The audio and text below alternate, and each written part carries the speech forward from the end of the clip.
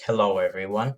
Another important area in the Twilight Forest mod that I haven't yet talked about is the swamp. The swamp has many interesting structures and blocks, and it also is home to many mobs, including the Hydra, which is a very important boss that you have to kill to progress. Now you may ask, how do you recognize a swamp? Well, on your magic map, it should look like this. So a cyan colored shape, and it has a red spot in the middle. And when you look at it, it appears like this. So you may have already encountered it while exploring. It is separated, just as all the other important biomes, by a river. And what this river is special about, it has many large lily pads. You can use that to identify the swamp. Please note that you cannot really access a swamp before you kill the lich. Alright, I'm in a brand new different world and I will show you where you can't enter the swamp without killing lich first. So, the first thing you can see is that there are these mosquito particles everywhere, and you have Hunger 4, which decreases your food bar really quickly. If you explore deep enough within the swamp, you will eventually encounter the green square effect that's elsewhere in areas locked in the game, where you cannot interact with any blocks, making exploration really hard. And this mosquito effect isn't just cosmetic either. It obscures mosquito mobs from your view. I think we should find one. Yeah, there. Now, you can kill them, but they are quite hard to notice unless you have hitboxes on. And they make exploration really annoying. Plus, if you haven't killed the lich first and unlocked this biome, you cannot enter the structures required to progress. So this whole place is pretty much inaccessible. Luckily, lich towers are pretty common. For example, there's one right over there. If you don't know how to kill a lich, then I made a video on just that. There should be a link to it on the screen right now. So you'll see that this swamp bears quite a lot of resemblance to actual mangrove swamps that are in the base game. And these mangroves were actually added way before 1.19 was a thing. So back then this was still an original idea. And now in the distance you can see a mosquito swarm. They don't actually stop spawning when you defeat the lich.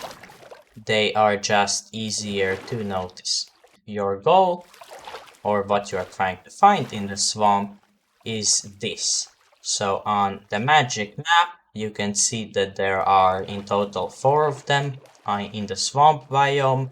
I cannot see one right now because it's too far up ahead in that direction, and so the map doesn't show it to me. But you're trying to find these. They look like small hollow hills, and they contain an entrance to the labyrinth. And the labyrinth is where you are going to be spending most of your time here. So, now, what will you need for this journey? First, obviously, I recommend you set your spawn point nearby, like so. And now let's go over all the necessary equipment. You will obviously need a set of armor, at least iron, shield, some iron tools and weapons. I took 2 swords because they will break over time, and we are going to be spending a lot of time in the labyrinth. It is possible to replace them down there and even upgrade, but I'm not going to rely on the chances. You will also need a ranged weapon, some blocks, these are quite important, a water bucket, and this is also quite important, a lot of torches. You can explore the labyrinth without them, but then it is going to be extremely dark and you won't be able to see a thing. plus they help you mark areas where you have already explored, and finally some food. And that's about it. So you see, just basic exploration things. And now let's go down. The labyrinth has 2 stories, and initially you are only able to access one of them. You will need to find a way to go lower. So this is how I prefer to get down into the labyrinth.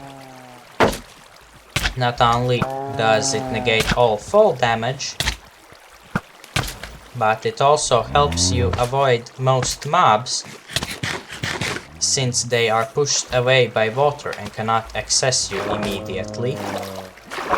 And speaking of mobs, let's discuss what mobs you can find down there. We just saw 2. There was one, the bug that just was throwing slime at me. There are 3 types of bugs that can be found there. Slime throwing bugs, bugs that pick you up, and bugs that are like flamethrowers. Then you can find all the default night mobs. And most importantly, there are Minotaurs. I think I just saw a Minotaur here. Yep. These are Minotaurs. They can charge at you and disable your shield since they have an axe. Now it cannot charge at me directly because again I'm standing in the water. But that is just what it would do. So you can observe how quickly it makes its way towards me. And it drops this raw meat. And now let's try to gain a foothold here and light up the general area. The labyrinth is very vast and it has many branches. Another unique mob is this, the maze slime. It is textured not like a normal slime, but like the maze walls, which is quite interesting. The cow moos are produced by Minotaurs. One is back there. I would like to use this waterfall to aid me for as long as possible. Minotaurs spawn down here quite a lot, but once you figure out how to fight them efficiently, they are not super dangerous. The most important thing to remember during a Minotaur fight is that you cannot rely on your shield to provide protection. So this is when a Minotaur charges, it won't attack you during the time and it will run to the specific area where you were back when it started the charge. So it is easy to avoid it. Right now what I'm doing is I'm just exploring a little bit in every direction around the waterfall entrance room and trying to light up the area so that I can explore in all directions afterwards more easily. Even if we find our way down to the lower story quite quickly, I still recommend hanging around for a little and seeing what things you can find around here. So this is a typical trap room. There is a treasure chest and it just blew up because it was rigged with TNT. If you are careful when entering the room, then you can get the treasure. And if we find another one later, then I will try to demonstrate it. Treasure rooms that are not booby-trapped also appear quite often. But it is best to just be careful and treat every one of these rooms like they're trapped. Okay, and now that is the most dangerous room. It contains many Minotaur spawns, and so you can get quickly overwhelmed by the sheer numbers of Minotaurs. Especially since Minotaurs are the easiest to take care of when they're alone. In large amounts, in huge groups, they can be quite dangerous. since you cannot maneuver around them so easily, and they can encircle you. So let's just run up to the room and try to break one of the spawners. Okay. And there should be another spawner around there somewhere. Let's see if we can find it quickly and eliminate it. Oh no, it appears that that was actually the only one. Okay, alright, I guess we got quite lucky. Yeah, I don't see any other ones. There are a lot of bugs here though. I think we should retreat so they despawn. And not that many of them will appear because I have lit up that room quite a bit. One thing you can see when inspecting huge explosions caused by traps is that there is bedrock underneath. That's because bedrock separates the two stories of the labyrinth, so that cheating is very, very hard. And it's just more interesting to play by the rules and go where you're allowed to. Okay, there is another chest room, and this time I don't see any tripwire on the ground, so I think this one is not actually trapped. Let's take a look. And yeah, there's some basic stuff in here. There are maze wafers, which are a food, not quite efficient, but it's good enough. A golden apple, I will be keeping that. And then some charms of keeping, but basically these let you keep some items after that, depending on the level of the charm. And then there's also steel leaf that can be used as a crafting material for armor and weapons. So not too impressive, there are definitely better chests in the labyrinth, but it is good to just take a look at one of them. Oh, and cave spiders. Yep, I should have probably mentioned that cave spiders spawn here too. They may actually be the most, if not dangerous, then annoying mob you can find over here. This is another one of the bugs. It will run towards you and attempt to grab you. Once it grabs you, it lifts you up and bites. Like so. It's similar to a yeti.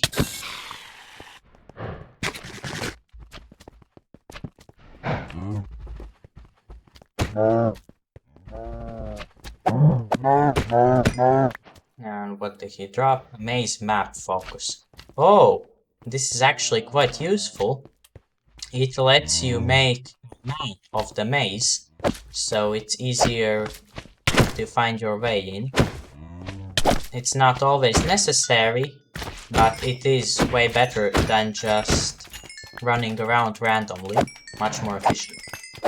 To construct a maze map, you will need just 8 paper to put around it in a crafting table, and the same maze map can be later used to create an ornament. Let's see what we have in these chests. Oh, we have another pickaxe. It is a steel leaf pickaxe.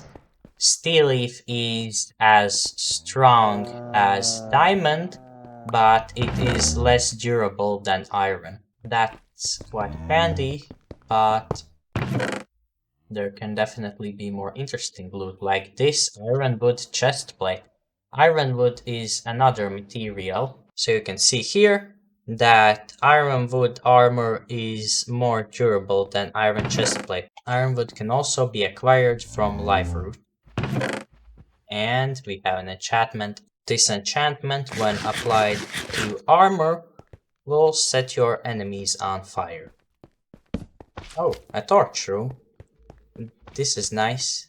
Sometimes torch rooms appear. They are full of torches, and you can use them to replenish your stocks if you are yourself running out of torches. The more we explore, the more Minotaurs we should start finding, because then the area where they can spawn will be more limited, and thus the concentration of Minotaurs will be greater. Alright, finally we found it. I somehow appear to have walked right past it. This is the room that we were looking for. Just quickly light this up. We should probably go and get our bed before we go further down. You know, just in case something happens down there. I don't want to spend half an hour trying to make my way to this bit. No. Okay, here it is. Let's just quickly put our bed down and set the spawn. And now, just for now, let's block all the other entrances. Okay, our spawn point is set. Now let's venture further downwards.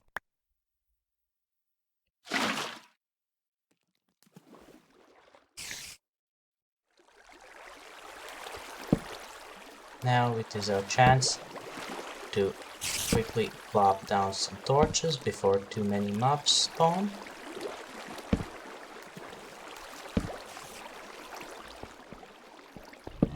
Aha, we are actually looking for a mushroom room, but a specific one, not just any common one, you see. The Miniboss, which is the Minoshroom, lives in a mushroom room that is blocked off by fences. If you notice that, go back a little bit and then figure out what you're going to do from there. Alright, this one has tripwire, but it is a normal chest, so we can open it and take a look inside without risking. Okay, and now let's disable the trap. And if you want, at this point you can also go in and grab some of the TNT. Let's see. But what is more useful here is to use said TNT to blow a hole in the wall and reveal many corridors at once, so you don't have to explore for each one individually. The Minotaur dropped another interesting artifact, the Golden Minotaur Axe, which is a weapon that does 7 damage, so that's more than an iron sword, and if I read correctly, it also attacks faster. And because that is an axe, it can also disable shields.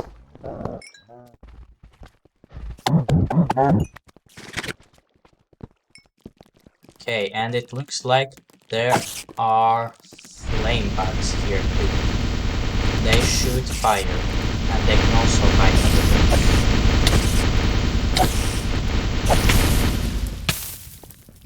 It is especially annoying if you don't have any water in your bucket. So if you see a room with a water fountain, try to grab it. Another axe, is this one better? Oh yes it is, if you put them together. Wonderful. And the axe also gives you extra damage while charging, so if you sprint and attack, you will deal extra damage. In order. First, this one, it does have a tripwire. More safe not to remove this lower barrier at all. And it has a golden apple. And paper, it's just 6. I should have been collecting it earlier. And it also has some red thread. If we place the red thread, it glows brightly and it is visible through blocks. So it can help you find your way through the maze. This one doesn't have a tripwire. Oh, that is a lot of iron. This is quite blue. And the 5th chest. Hopefully this has paper in it. Oh yes, it does. And that means that we can now craft the maze moon. We just need some planks. So there should be enough planks in this room to make it. 1, 2. And this one actually is a trap. One of the 4 is a trap. It explodes. You can also get TNT from here if you really like TNT. There are a lot of opportunities to get free TNT here. Table's finished, and now we just put paper all around and the maze map focus in the middle, and we have a blank maze maze. And now when we walk around the maze while holding this in our hand, it will add some features. So you will have an easier time finding your way through the maze. This is especially useful if you don't play with a shield, since you can always hold it in your offhand. The room that we're looking for is also a mushroom room and has fence on all 4 sides. The difference is that the fence is filled all the way instead of just an outline. If you run around enough with your maze map, you may notice a room that has no entrance and that is locked away behind a wall. It is a room that has some of the best treasure in the game, but at the same time it is really hard to access and it is extremely booby trapped, and I will try to show you how to get treasure from it at the end of the video. Oh, and we have found our goal. You can see that the fence is making a complete wall instead of just an outline like this. So go up to the place, light it up, but don't get too close to the fence. And now try to seal off the walls. Now make a little fortification like this near the fence and destroy it. And this is the Minoshroom. You can see that it will charge, and when it charges, it usually breaks the fence. And that's what the fortification is for. It may break the fence, but it will not break the fortification. So sometimes it does break the fence, sometimes it doesn't. It is the best to just make sure that you have a fortification in case it does break it, in case it works like how it's supposed to. And if you have managed to make him trapped like this, you can just attack it until it dies. Or if you want a more fair and interesting fight, you can try to go ahead and enter the fighting field. So you'll see that the most important thing is to just circle around it and stay away from when it does that attack. And you see that this fight is not difficult even if you decide to take it on fairly. Now this room has quite an abundance of treasure. It has 4 chests, and that's not including what he left.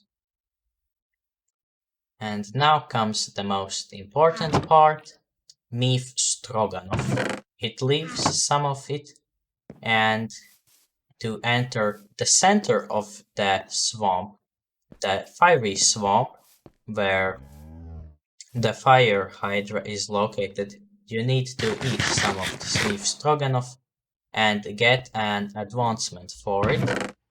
That way the game knows that you have beaten the Minoshroom. And now the decision falls upon you what you want to do next. You can keep on exploring and explore the maze until it's finished and there's nothing more left. This way you get the maximum amount of treasure, but you can also just leave immediately. Okay, and now let's make our way down towards the fiery swamp. You couldn't have entered it before eating the stroganoff without burning up. But now that we have done it, we will be able to go in there just like any normal biome. Usually, you shouldn't be too bothered by mosquito swarms, just run quickly past them, and eventually, after some distance, they will stop chasing you and forget about you. Alright, now let's get to the business at hand. The Hydra. The Hydra lives in this, which is basically just a huge hollow hill with one side completely open. As most other hollow hills, it contains some ores which you can mine for later. And you saw what just happened. They are these little blocks. They are geysers of fire. You should be careful not to step on them. Alright, and now you can see the Hydra when we get to this side.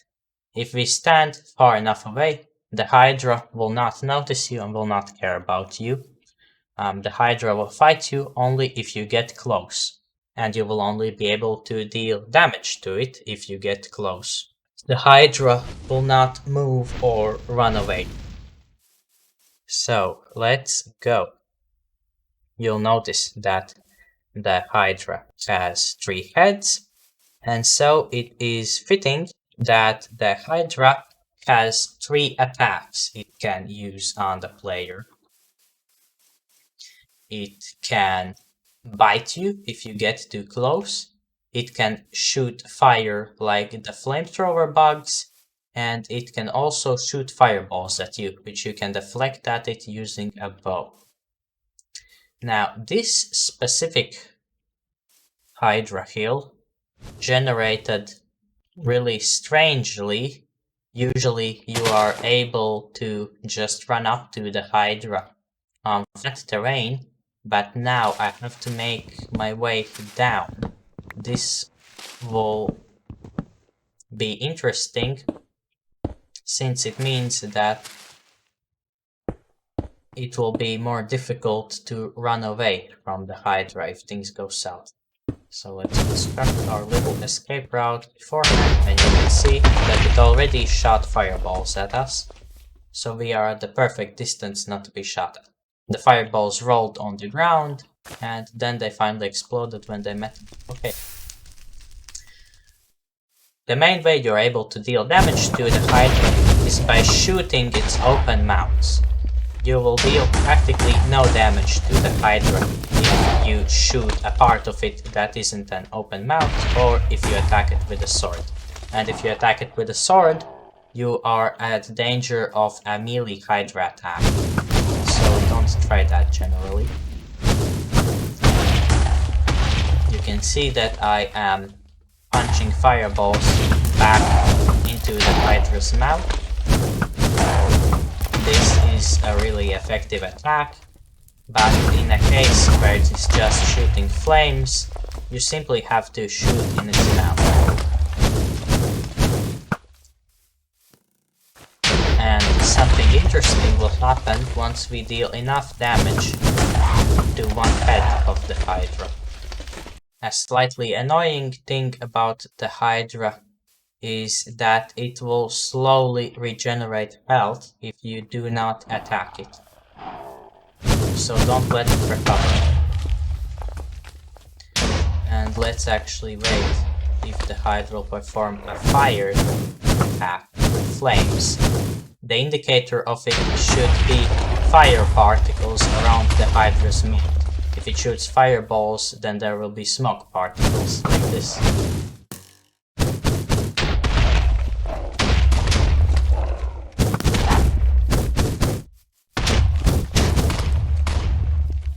Maybe the flame attack will commence, yes, if we get closer. So you can see that there are many flames. This attack is very dangerous. Try to avoid getting hit by flames from the Hydra at all costs. And a really interesting thing about the Hydra that I didn't get a chance to demonstrate is that when you deal enough damage to one specific head, it will fall off and two heads will regrow in its place. And this both makes it easier to deal damage to the Hydra and makes it more dangerous since it can perform more attacks at once. Now, the damage I did was perfectly spread out between all three heads, so none of them suffered enough damage. But now, let's check out what we got from the Hydra fight. We got a trophy, just like with any other boss. You can pick it up to get the achievement, and it creates a Hydra sound. You can also, of course, wear it on your head. Now there is Hydra Chop. Hydra Chop is really good food. And finally, there is Fiery Blood. Fiery Blood is used to craft, as you can see in the upper right corner, fiery armor and weapons. They are really good, but unfortunately, this material is extremely rare. Also, as I said before, look at that. There are many ores available here, especially iron and coal, but also some diamonds. If you are trying to restock on some materials, then you can use the Hydra's Mountain. Alright, so the final thing I haven't shown you yet is how to access the secret treasure vault. On your maze map, it looks like a huge gray square, like the one in front of me now. This helps you identify where it is located. It is surrounded by a very thick layer of this maze stone, and it is very hard to break. It is similar to obsidian.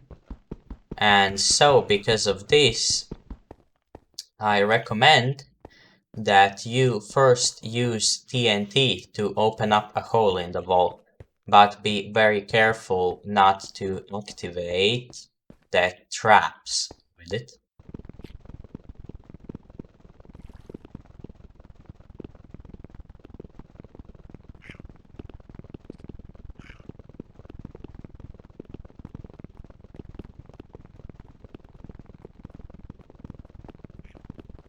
There should be plenty of TNT hidden around in the labyrinth for you to use, and as you all know, you can craft a lever just using a stick and cobblestone. And so now let's place the TNT in the nook and use a lever to activate. you can see that the TNT has cleared a few blocks for us, but that isn't enough. And since steely pickaxes can occasionally be found here, you can use them. You can see for yourself that they are much faster than iron pickaxes.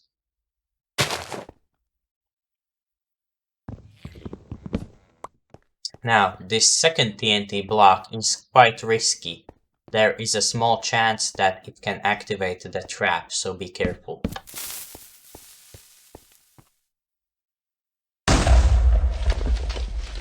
Right, but it appears that we are good, actually. Now you will need to be really careful,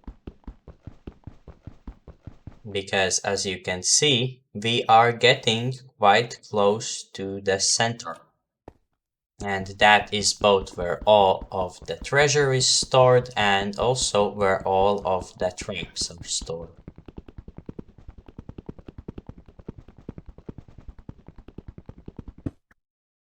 Okay, it shouldn't be too much left to go. I think that if we break this next block, we will be in.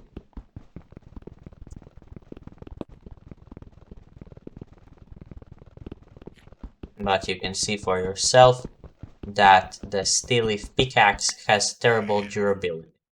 Alright, and now finally we get to the treasure vault.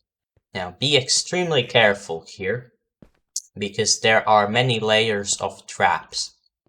So first, and the most obvious, are these pressure plates. Underneath them is a ton of TNT that will destroy all of the treasure if you touch them. But that is not all, because you see, the most dangerous portion and the one that people don't expect is up here above the maze stone bricks are sand blocks. So if you mine any of these, then sand will fall on the pressure plates and they will detonate. And also, because these are wooden pressure plates, be careful, since if you drop an item on them, they will work too. But now let's check out these first 2 of 4 chests. The loot here is quite insane. You can see that it is full of stuff with large enchantment levels, and there are also a few unique items like this maze breaker pickaxe, which is one of the best you can actually get. And also there's a whole lot of other generic loot here. But how do we get to the next 2 chests that are up further? To get there, simply try to mine these lower maze stone blocks. That shouldn't, in theory, activate the trap.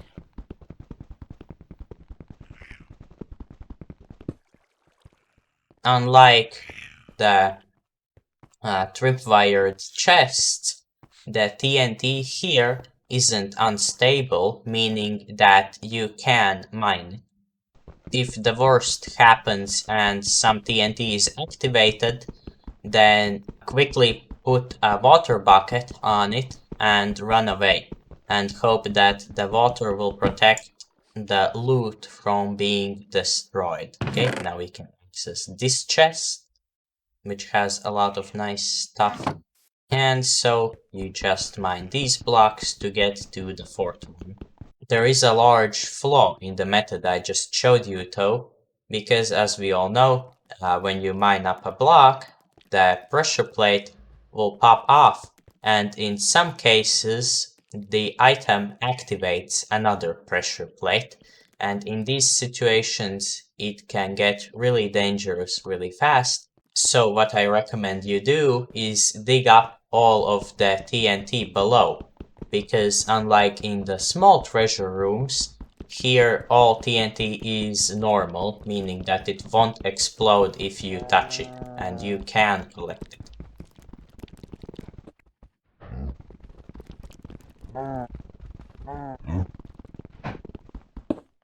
Alright, and now that you are at the TNT's level, you can dig it up all from here.